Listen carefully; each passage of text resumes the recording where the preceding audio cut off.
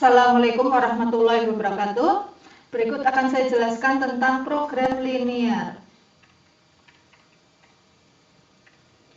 Dalam kehidupan sehari-hari, banyak sekali masalah yang berkaitan dengan alokasi sumber-sumber yang terbatas. Misalnya, uang, tenaga, bahan produksi, waktu, tempat, dan permintaan masyarakat terhadap barang atau jasa tertentu.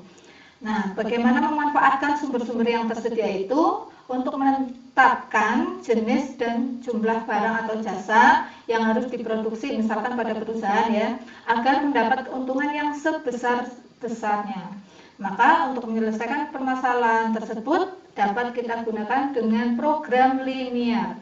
Program linear adalah suatu cara untuk menyelesaikan persoalan tertentu berdasarkan kaidah matematika dengan menyelidiki model matematikanya dalam bentuk sistem pertidaksamaan linear yang memiliki banyak penyelesaian. Dari penyelesaian yang mungkin itu, nanti kita pilih yang penyelesaian yang optimum, artinya yang memenuhi syarat sistem pertidaksamaan linear.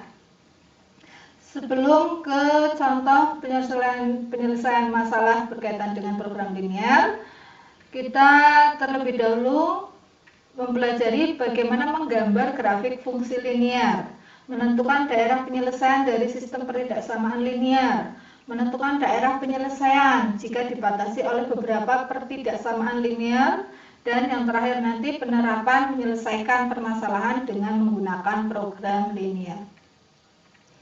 Yang pertama, menggambar grafik fungsi linear. Fungsi linear jika digambar pada bidang kartesius akan berbentuk grafik garis. Nah, nanti di sini ada 4 contoh yang akan saya jelaskan. Menggambar grafik dari fungsi linear ada 3x ditambah 2y sama dengan 12, negatif 4x dikurangi 2y sama dengan 12, grafik dari X sama dengan 3, grafik dari Y sama dengan negatif 4, itu nanti bagaimana? Contoh yang pertama, menggambar grafik fungsi linear dari 3x tambah 2y sama dengan 12. Nah, ini adalah fungsi linear yang jika digambar pada bidang kartesius nanti akan berupa garis lurus. Garisnya seperti apa? Garisnya yaitu garis yang memotong di sumbu Y di titik 0,6 dan memotong di sumbu X di 4,0. Nah, ini garis biru ini nama persamaan garisnya yaitu 3x tambah 2y sama dengan 12. Nah, bagaimana menentukan 0,6 dan 4,0 ini? Yaitu dengan cara titik potong terhadap sumbu X. Yang ini ya, maka Y-nya pasti 0. Y-nya 0.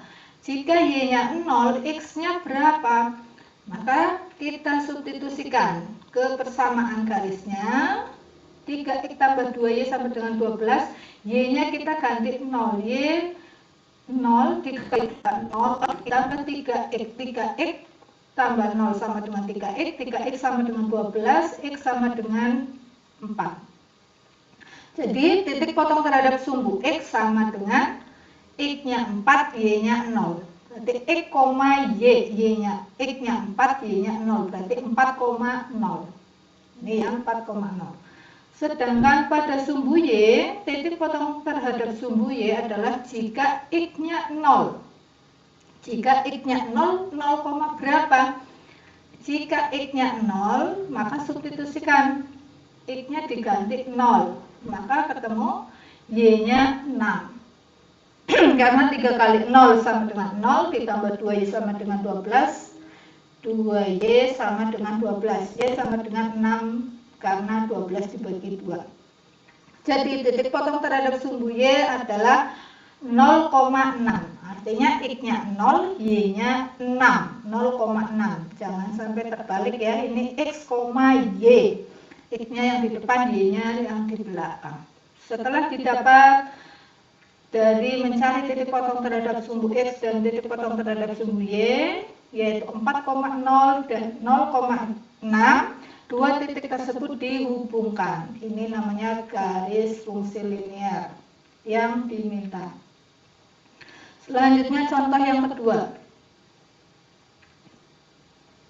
Langkah pertama untuk menjawabnya yaitu menentukan titik potong terhadap sumbu X jika Y-nya sama dengan 0.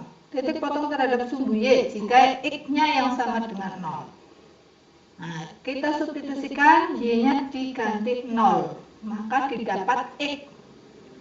Negatif 4X sama dengan 12. X sama dengan 12 dibagi negatif 4 sama dengan negatif 3. Jadi titik potong terhadap sumbu X-nya negatif 3,0. X-nya dulu ya, negatif 3,0.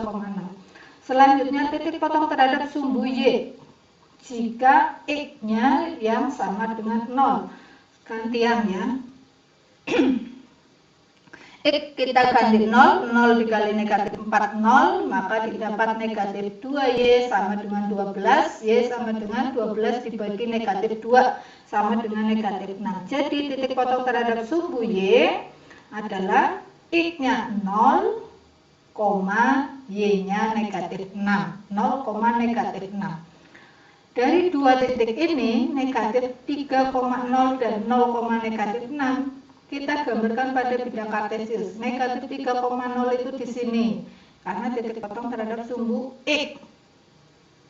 Terhadap sumbu Y, titik potongnya di 0, negatif 6 di sini. Baru dua titik ini kita hubungkan. Nah, jadi intinya mencari dua titik potong terlebih dahulu ya. Adapun cara lain yang lebih singkat, tidak perlu diuraikan, cukup kita buat tabel mencari dua titik ini, dua titik potong. Misalkan contoh 1 tadi ya, kita kerjakan dengan cara tabel secara singkat. 3X plus 2Y sama dengan 12 kita tuliskan. Kita cari jika X-nya 0, maka Y-nya berapa? X-nya 0 berarti ini ditutup, yang ada X-nya kita tutup, terlihat 2Y sama dengan 12, maka Y sama dengan 12 dibagi 2 yaitu 6, maka ketemu 0,6.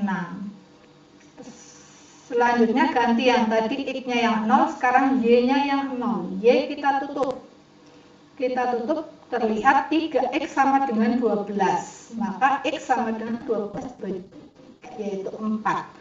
X-nya ketemu 4, maka 4,0. Dua titik ini kita gambarkan pada bidang kartesius, baru dihubungkan.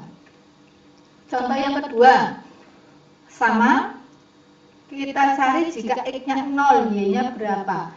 Jika Y-nya 0, X-nya berapa. Kita tuliskan lagi soalnya, jika X-nya 0, maka kita tutup yang ada X-nya.